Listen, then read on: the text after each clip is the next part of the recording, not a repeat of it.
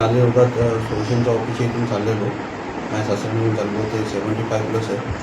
ठीक आहे. तर त्यांना इथून जाताना रिक्षाचा धक्का लागला. तर मी त्या रिक्षाला एवढंच बोललो की बाबा जरा बघून तरी चाल. तर तो बोलायला लागला की ते रिक्षा स्टँड आहे. तो रिक्षा स्टँड आहे, ठीक आहे, माहिती आहे आम्हाला, पण आम्ही तर चालत चाललो आहे, जरा बोलून तर बघ. तर त्यांनी काय ऐकलंच नाही आणि शिवीगाळ करायला लागला तो. मग शिवीगाळ करायला म्हणलं एवढंच कारण काय शिवीगाळ करण्याचं. तू नाही, तू कोण मोठा शाणा लागून गेला, हे लागून गेला. आता ते तिथले स्थायिक होते, त्याच्यामुळे मला माहिती होतं, मला तोंड ओळख आहे त्यांची, ते इथले स्थायिक आहेत, म्हणून ते त्यांनी जरा जास्तच पकडून धरलं की आम्ही इथं स्थायिक आणि आता सगळ्या बोलतोय किंवा काय. आणि त्याच्यानंतर मला कळलं आता की तो सगळ्यांना बराच त्रास देत होतो त्याचा, म्हणजे तो व्यक्ती तसाच आहे. नंतर माझं नाव गेलं की रवी शिंदे म्हणून आहे त्याचं नाव.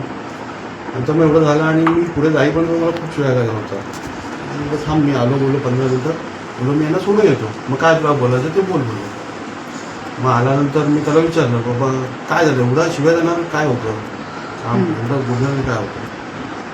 म्हणजे तू कोण शाणा मोठा लावून उठला हे ते असं सगळं बोलायला लागलं. आणि तेवढ्यात 2 पोरं कुठली आली, 2-3 पोरं कुठली आली.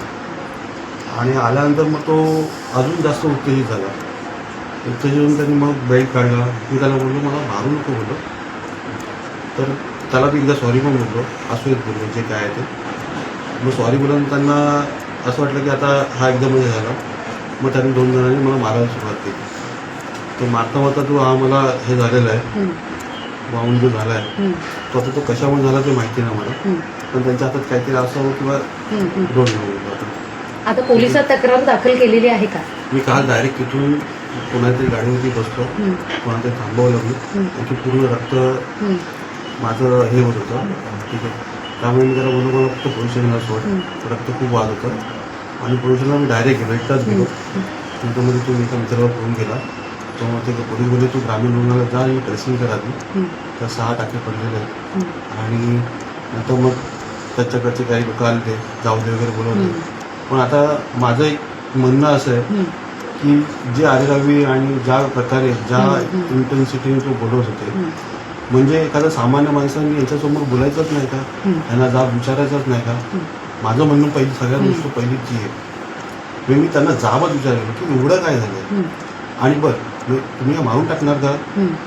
तुमच्या इथे एखादा शब्द एखाद्याने तुम्हाला जाब विचारला तर तुम्ही काय त्याला काय अगदीच त्याला मारून टाकण्याच्या ह्याच्यावरती आलात काय.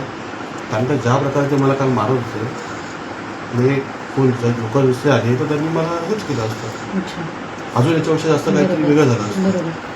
तर मला एक प्रशासनाला आणि नगरपालिका जे काही ते अधिकारी आहेत त्यांना एकच सांगणं की हे जे थोडेसे दादागिरी करतायत, म्हणजे गावगुंडगिरी टाईप थोडंसं, की बाबा आम्हाला काय करायचं, आम्हाला कोण काय करणार नाही, ह्या प्रवृत्तीचे लोक बरेच आहेत.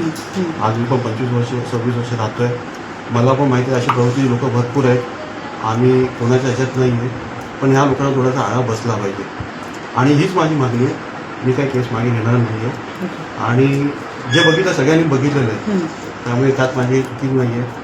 मला कोणाबद्दल काही प्रॉब्लेम नाही, मला त्या तिघांबद्दल 100% तक्रार मी मागे घेणार नाही आहे.